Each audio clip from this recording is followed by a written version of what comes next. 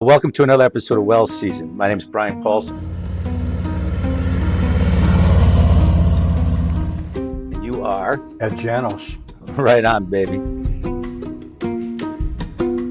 We're two retired chefs with over 100 years experience combined. Empty nesters who cook just about every night for each of our wives. Now we're cooking for two instead of 200, but we still think like restaurant chefs. We think about seasonality of ingredients, we think about the best ingredients that we can buy, and we also think about utilizing everything that's in our refrigerator. So with Well Seasoned, we want to appeal to cooking enthusiasts. We also want to appeal to people that might want to hear what it was like to spend 50 years in a professional kitchen, the ups and downs. So what did you have in your refrigerator to make for dinner last night? So Christy and I, we eat plant-based at least once a week. So this was our plant-based night. So I had butternut squash, I had kale, I had some feta cheese, I had some cutie oranges, they're like, mandarin oranges, really small. Yeah. And then some Marcona almonds. What did I make for dinner? I like all those flavors by themselves, let alone together. So to me, I don't think you made a soup. I think you roasted the butternut squash, cut it in, the thick part into disc or triangles or something, and roasted caramelized pieces so you'd have some sort of presentation on the plate.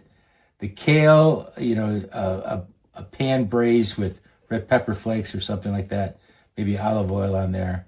Roast the Marcona almonds. I'm going to say something like a mélange of pieces together, not like a pureed soup or something like that. Well, you're really close. So I took the butternut, I scooped out the seeds, peeled it, and I cut it into wedges, and I seared it and I roasted it in the oven, high temperature. But I was basting it with, I did chipotle, honey, lime juice, and a little cumin, and maybe some, minced garlic in it. And I basted it, and I just got it. It was just beautiful, caramelized, even blackened in areas, man. It was awesome. And the kale, I did instead of cream spinach, I did cream kale. And so I sauteed some onions, a little bit of garlic, sauteed the kale, just added a touch of cream. I had a little bit of butter, had that on the bottom, butternut squash, triangles, nice roasted, and then feta cheese on top. The cutie oranges I peeled, sliced, put them there, and just sprinkled it with toasted Marcona almonds. And that was it. Really simple. Yeah, and no meat or fish. Good for you. That sounds good. Sounds really good. So what did you have in your cooler to use up? I had butternut squash too, also. But I just had, it's so simple. If I say chicken stock, heavy cream, butter, sourdough bread. You made butternut squash soup. Yeah, of course. Yeah, and sourdough croutons. Yeah. Yeah. And it's it was just like one of those fall days. Yeah. And Julia had some dental work done, and she didn't want a grilled cheese. She didn't want anything like that, I just love the color of that soup, the smoothness, the Vitamix blender. I blended it nice and smooth, and I said, boy, I better strain, because in the restaurant you strain everything. I said, I'm not even going to strain it. It didn't need to be strained at all. I mean, when you roast it first, you get that caramelization. I just loved it. So that was really easy for you to get by. Well, that sounds really good. This week on Well Seasoned, we're finishing our sausage making masterclass with Brian, and he's going to teach us how to stuff the sausage. Very important. Got some great techniques. The best and most important part is tasting the sausage. The final stage. We have to taste those beauties. So we're going to head back to my house, and we're going to cook those babies up. And we're going to experience the power and glory of a well-seasoned ground meat in an animal intestine. There's nothing better. This is a plunger-style stuffer. It's got a gasket and an air valve here. So when this goes into the hopper, this gasket seals it airtight. And this is a 12-pound hopper. We got 5 pounds of meat. So when this thing goes down, you're gonna have air between here and the top of your sausage. Air is your enemy when stuffing sausage. It is the enemy. So as you crank it down, this air valve lets all the air out, and then you see it's got a little, it's got a little rubber seal. When it hits the top of the meat, it stops it, and you've got no air between the plunger and the top of your sausage. My stuffer was like this tall. My hopper was that tall. Right. So then you crank it down, you get the meat out to the end of the tube, so you've got meat from here to the bottom of that hopper, so you got no meat. Then you put your casing on. When you pack it in the hopper, I know you know this, I'm just doing it for our benefit, you know. But I need somebody to talk to, you know. Oh, okay, yeah. I can't just talk to myself. So slap it in there. Always slap your meat in there. No air. By doing that, make a nice and big spicy meatball like that. I never did that. There you go. And then See, I'm learning stuff. there you go. You're learning something. You scrape the bowl. Use the meatballs to get all the little pieces off of there. Pack. And you say you're Nolan Ryan, 97-mile fastball. Pack it down with the back of your hand. Watch out! I give you the back of my hand. So, do the younger students, do they recognize any of the, like Nolan Ryan, Neil Young? No. I mean, do they? No, it's way over their heads. Way over their heads. Okay, then the gasket also, I always lubricate with a little bit of vegetable oil. Oh, okay. Just like that. So we, you know, just spray it all the way around. Yeah. Make sure it's. Okay, this has got a transmission. So you got two speeds. The top one's fast. Right. So it goes down. It's slow when you stuff it. You go to slow. So just check your air valve, make sure you can feel the air coming out. When you get resistance, that's where the top of the meat is. Change gears and gently crank it until you feel the meat at the end of the horn. You know why these are called horns? No, why? They used to use bull horns, You're kidding. hollowed out, and they stuffed it by hand back in the day. All right, so here, you watch this on I'm this going to side. fact check you on that. Go ahead. I found it on Google, so it must be true. No, on Wikipedia. Yeah, Wikipedia. So water is your friend. Water is your lubricant. If the casing doesn't slide on easy, it doesn't slide off easy. So slide on, Is that like wax on, wax wax off? on, wax up. So it slides on nice and easy. Yep. So that water in there is fine, right? Yep. The meat's right there, so it's nothing. The meat's going to push the residual water out. Yeah, and the onto fat's going to block it anyways. So if it's not slippery, okay, I don't tie the end. I leave it loose. My first crank, I cup the. So you never tie your end? I'm not even going to tie these at all. Oh. I cup it. Okay. Then my thumb and forefinger. So the forefinger's putting pressure this way, and the thumb's this way. Yeah. Because any bit of air that's inside this casing, Right. I want, see that little air bubble? I'm going to hold it. So the tighter I do this, the tighter the stuff. Right. So I want it to be moderately tight because I'm going to twist it. If I pack it really tight right now and I link them, It'll break. they'll break. So nice and easy.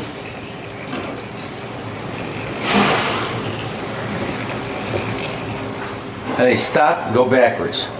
So now you choose your size links. Right. So you use for like bun length, 6 inch, 7 inches. So you pinch Yep. and twist. Yep. Then you measure, let's see, then you pinch, you measure, pinch and twist. Every other one. Yep. Pinch, pinch and twist. Yep. I did a seminar for the Ritz-Carlton at Naples. They hosted me. And I had like 20 Ritz-Carlton chefs all up and down the East Coast, right? And there was a lot of German and Austrians there. So I said, pinch, pinch, and twist. And they're just very staunch, you know. I said, repeat it, pinch, pinch, and twist. And they went, pinch, pinch, and twist. Oh, Jesus Christ, I was joking. That militaristic thing still holds, doesn't it? Pinch. I'm going to go pinch and twist. Okay? Yep. Okay? So we go like this. Now, the next thing we do is we pick it. Either a toothpick or a sausage pick, just to make sure there's no air pockets. I'll get that. You just poke little holes, very little holes in there, and make sure there's no air in there. We trim these little things up. Now this is considered a fresh sausage. All right. It's completely raw. Needs to be cooked before you eat it. Yeah. So we're going to cook these at home with sausage and peppers. Right. You can take this and put cure in it, and it would be and smoke it. There would be an unsmoked, uncooked sausage, Right. which would be a flavoring thing, like a chorizo, a Spanish chorizo in a rice dish or something. Yeah. Then you've got dried sausage, you've got cooked sausage, you got semi-dry sausage, and cooked meat specialties would be like pâtés and stuff. So I just want to tell the audience that I've made a lot of sausage in my career. You're truly a master of your craft. I picked up some nice. tips from you, and these are all masterful techniques. So if you look at it, I got onions, peppers, garlic, sweet Italian sausage, the bread you brought, and I'm thinking like, olive oil to dip the bread, this, I'm gonna brown the sausage, take it out of the pan, soften the onions and peppers with the garlic, put this on, let it kind of steam and let it finish, and then I'm going to cook fresh pasta that I dried, Right. take the sausage out, then toss it with the onions and peppers as our starch, and then plate, and then it's on top. And that's a very simple meal that is very wholesome and easy to do. So these are the sausages we made. Just heated enough to start to brown. I don't want it to be too high heat. A little bit cold, needs to be a little bit hotter. Oh, my friends. I love sausages. I love cooking sausages. So you have to have patience in cooking. You can't do it fast. You can't say like, oh, I'm going to get this done in 5 minutes. You have to understand what the sausage needs right now. And it needs to brown the skin without bursting. So too high heat would burst that delicate casing. Yeah. We talked about casings earlier in this episode. They're the perfect environment for ground meat to go in. But if you treat it with disrespect, they will pop. And now they're happily bubbling along. So I'm kind of tuning the stove, making sure. I'm going to brown both sides. The center will still be raw, of course, before I throw the onions and garlic in there. So I'm going to turn these over now. And I'm going to try to keep the curve here. Keep that fire up a little bit. Good question.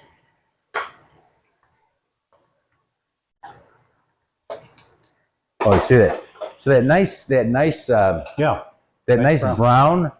The Germans, when they do a griddle bratwurst or something, brat means grilled. So you can have a smoked bratwurst, a fresh bratwurst. Wurst means sausage. Right. So brat is a very broad term, like kielbasa for Middle Eastern, or not Middle Eastern. I mean Polish, Ukraine. When you say kielbasa, there's 100 different kielbasa, Krakow and so on. It's like chorizo in the Latin community. You have Cuban chorizo, South American chorizo, Mexican chorizo. So chorizo, dried chorizo. Yeah, it means sausage, right?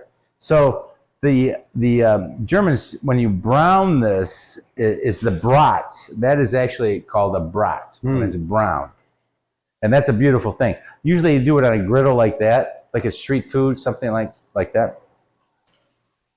So you can see, even though I'm browning the meat's now being denatured, it's starting to cook.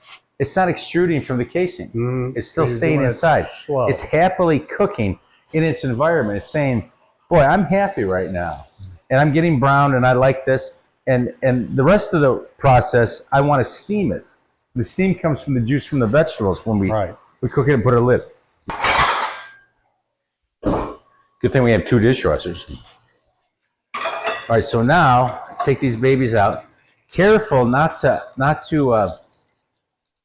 break them, because the casing is delicate. It's an edible casing. And the juice, the amount of olive oil that I put in the pan is not much more than the fat that's in there now. A little bit of fat came out from the sausage, but basically that's almost as much olive oil as I put in there. So now, gently, not a high heat, let's saute the onions, peppers, and garlic.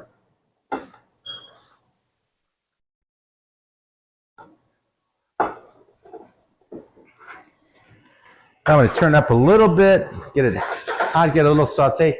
I don't want color. I want juice. This is a salt and pepper mix I make. I did get a little browning on here. That's all right. It's not going to hurt anything. Yeah, it's a little bit. I was distracted. Oh, you're blaming it on me. No, I'm not. So you turn it down, and now I put a lid on it. So let this sit 8-10 minutes. We're good. We'll cook the pasta. As soon as the pasta is ready, we'll toss it in a bowl with olive oil and fresh basil, and You made a layer. little Parmesan. And, oh yeah, we do have Parmesan. Yeah.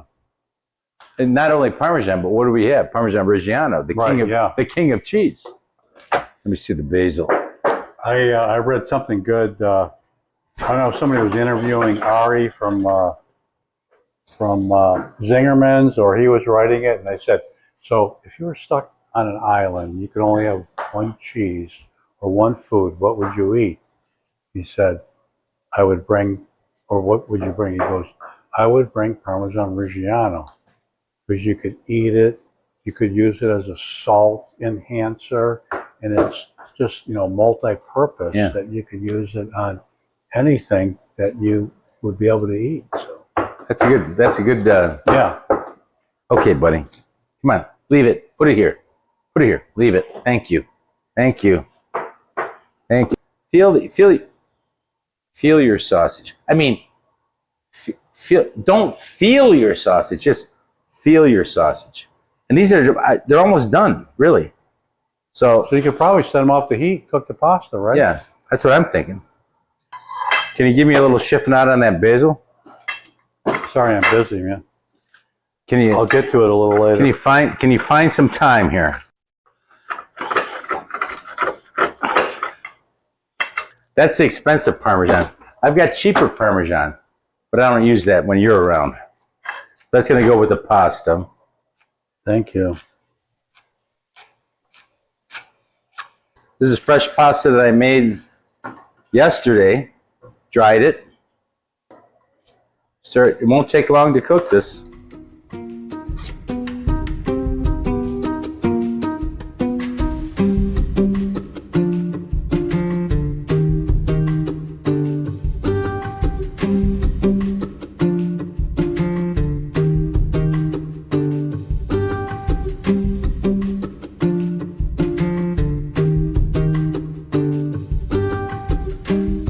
Ed? Well, I'm going to have to taste it first.